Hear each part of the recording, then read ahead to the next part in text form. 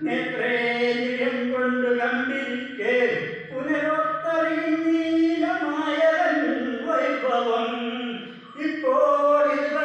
പിൽപ്പാട് രാത്രിയും പിൽപ്പാട് പിന്നെ പകരുമാകും ഇപ്രകാരം നിരൂപിച്ചുണ്ടാത്മാക്കൾ പുരുഷന്റെ കാലസ്വരൂപനാമീശ്വരൻ തങ്ങളുടെ ലീലാവിശേഷങ്ങളൊന്നുമാരാകെ ആമതും പാതു സമാനമായി ഓമേ സുന്ദരിക്കും ലോക